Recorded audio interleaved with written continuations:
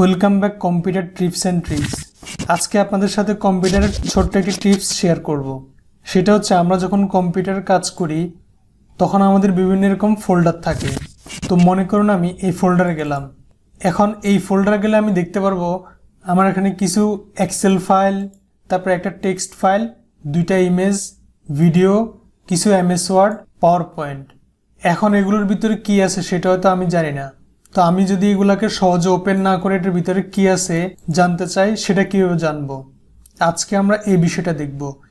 হয়তো আপনারা আগে জানেন এটা আপনি ওপেন ছাড়া যদি আপনি এখানে ভিউতে গিয়ে যদি এখানে যদি এক্সট্রা লার্জ কিংবা লার্জ দেন, তাহলে আপনি ইমেজ কিংবা ছবিগুলো এবং ভিডিওগুলো আপনি দেখতে পারবেন।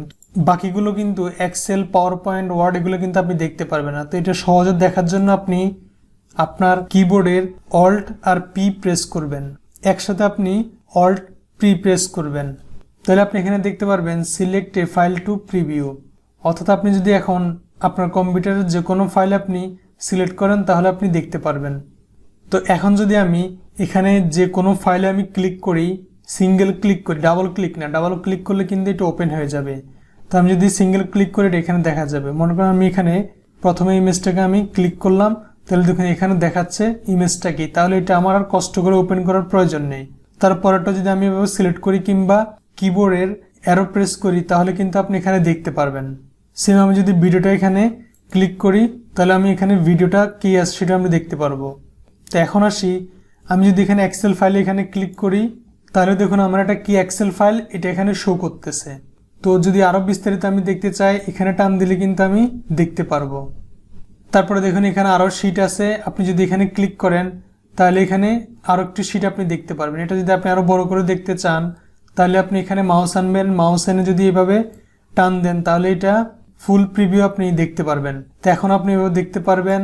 আরো অন্য কোনো যদি শীট থাকে সেগুলো আপনি এখান থেকে দেখে নিতে পারবেন।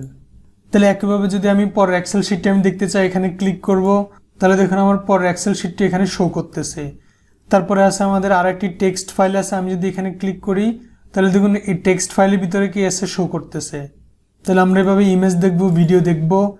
তাহলে এখন যদি আমি এখানে পাওয়ার পয়েন্টের এখানে ক্লিক করি তাহলে দেখুন আমার এই পাওয়ার পয়েন্টের ফাইলের ভিতরে কি আছে সেটা আমাকে শো করতেছে। তো এখন যদি আমি এমএস ওয়ার্ডে ক্লিক করি তাহলে এমএস ওয়ার্ডের ভিতরে কি আছে, যেমন এটার ভিতরে আছে শর্টকাট। তারপর এটার যদি আমি ক্লিক করি এটার ভিতরে কি আছে আমি দেখতে পারবো।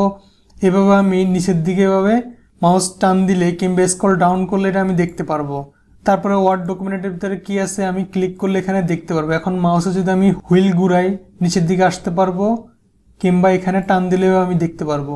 তাহলে এভাবে আপনি আপনার কাজের সুবিধার জন্য এবং শর্টকাট কিংবা দ্রুত করার জন্য আপনি এই প্রিভিউ মোডটি ওপেন করে রাখবেন। তো এখন যদি আমি যে কোনো ফোল্ডারে যাই এই সুবিধাটি কিন্তু আমি দেখতে পারবো। তাহলে আপনি এভাবে কাজটি করে নিতে পারেন। তো আপনার যদি এই অপশনটি ভালো না লাগে কিংবা আপনি এটা আবার ডিলিট করতে চান, সেমভাবে আপনি কিবোর্ডের অল্ট আর পি একসাথে প্রেস করবেন। তাহলে দেখুন এটা প্রিভিউ মোডটা চলে যাবে, এখন আর আসবে না। আবার যদি আপনি আনতে চান আবার আপনি অল্ট পি একসাথে প্রেস করবেন, তাহলে প্রিভিউ মোডটি চলে আসবে।